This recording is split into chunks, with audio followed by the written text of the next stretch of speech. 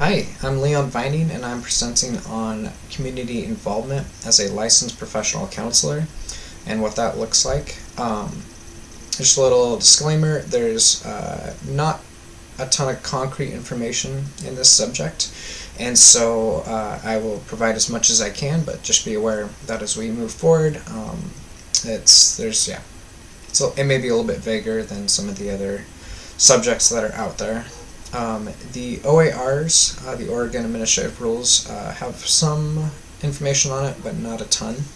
What they say in Section 833-100-0061 is that a licensee accepts the obligation to conform to higher standards of conduct in the capacity of counseling professional. The private conduct of a licensee is a personal matter to the degree that it does not compromise the fulfillment of professional responsibilities. A licensee will respect the traditions of the profession and refrain from any conduct that would bring discredit to the profession. What that's saying is it's saying a little bit less about what you should be doing and more what you shouldn't be doing. You shouldn't do anything to put a black eye on the counseling profession. The ACA talks a little bit more about specifically what you should be doing to be involved in your community. In Section C of the 2014 Code of Ethics, it says that counselors should actively participate in local, state, and national associations that foster the development and improvement of counseling. That's saying that you should be a part of different associations, whether it's the ACA or the AACC. It goes on to say that counselors are expected to advocate to promote changes at the individual, group, and institutional and societal levels that improve the quality of life for individuals and groups and remove potential barriers to the provision or access of appropriate services being offered. Counselors have the responsibility to the public to engage in counseling practices that are based on rigorous research methodologies. Counselors are encouraged to contribute to society by devoting a portion of their professional activity to services for which there is little or no financial return. In addition, counselors engage in self-care activities to maintain and promote their own emotional, physical, mental, spiritual well-being to best meet their professional responsibilities. It goes on to say in Section C.6.E that counselors should be contributing to the public good, pro bono publico. Counselors make a reasonable effort to provide services to the public for which there is little or no financial return. Examples are speaking to groups, sharing professional information, or offering reduced fees. So what that's saying is that there is a duty to the public to be involved in it and to potentially even offer like free services or discounted services to people who can't afford it. We are called to a higher level of community participation than maybe some other professions out there. But again, this isn't a requirement. This is a high suggestion.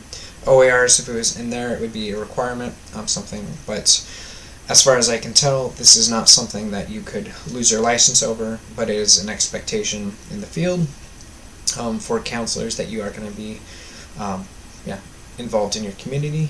The AACC, the American Association of Christian Counselors, also have something to say in their Code of Ethics. In Section ES1-800, the Community Presence in Christian Counseling, called a Humanities section, it says that Christian counselors are aware of the larger role that they play in their communities, as well as society in general. Christian counselors further acknowledge that they may live in a post-Christian, post-modern, and pluralistic culture that no longer shares a common Judeo-Christian value base, and therefore are mindful to present themselves at all time as salt and light and as God's ambassadors. In doing so, they conduct themselves with the utmost dignity and humility, avoiding any behaviors and practices that may bring dishonor to themselves as caregivers or to the name of Christ. So, what that is saying is even more so than putting a good face forward for the profession of counseling, we are also supposed to represent Christ in all that we do, which hopefully we're doing in whatever we do, but specifically in our profession. We need to keep that in the back of our minds and use it for good, not for evil, I guess. So what does that look like practically? How do we contribute to the mental health community? Some things that I have found are, and this is not an exhaustive list, this is just, things that I found. There's, I'm sure, way more out there, but you could join a committee, and I'll talk more about different committees later. You could join a task force, you could publish an article, you could teach a workshop, or one that I thought of, which I think would be pretty cool, is you could help with disaster response. I think that could be a really cool way to show God's love. And so those are all just things that you would be volunteering your time for, to be involved in your community. Because it is such a vague topic, I spoke with a licensed professional counselor to kind of get his opinion and see what it looks like in his profession.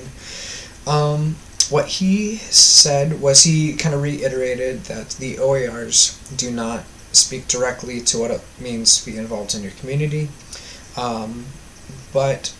He said it's not a requirement, but it is highly encouraged to just be engaged with wherever you're at. He kind of said it's less about, not so much even about like doing stuff in the mental health community, although that's good, but wherever you're at, trying to be engaged, helping out. He used the example of being on like a school board, that we bring a unique set of skills of being able to help facilitate conversation, helping people verbalize their ideas and help their thought process. He kind of said just have a positive community influence in the community as a whole, and again, just wherever you're at, try to be involved and be helpful, I guess. We have a unique skill set that can really help people as we have conversations. And some examples in his own life is kind of like what he said, is just being on a school board, helping out with that. But something else that he said, which I thought was pretty cool, is he provides pro bono consultation to pastors in the area. So he allows pastors to come to him, and figure out like how to communicate with people in their congregation, or if they just have questions that he might have good answers to, he'll meet with them and consult them for free, which I thought was a pretty cool ministry, in a way to really be involved in your community in a pretty sweet way. So I attached a link. It's a link to, and all this information is in a handout that I'm going to be giving.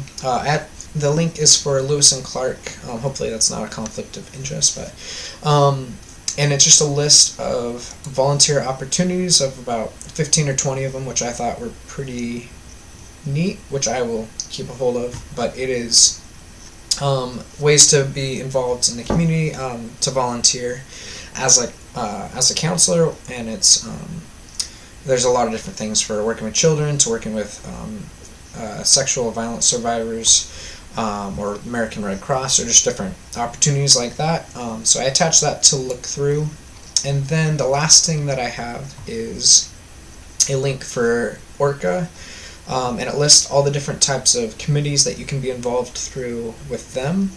The options are Communications Committee, Ethics and Human Rights Committee, Fall Conference Committee, Graduates Students Committee, Membership Committee, Practice Development and Education Committee, Public Policy and Legislation Committee, Technology Committee. And all those you would have to be a member of ORCA for, but they're all volunteer things and things that you could do to help the mental health community.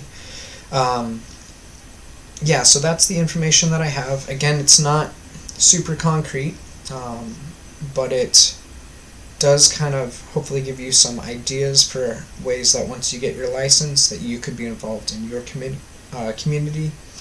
I think the idea is just that wherever we're at, we should be trying to be actively involved in our community. I hope that was helpful to you, and best of luck to you all in your future endeavors.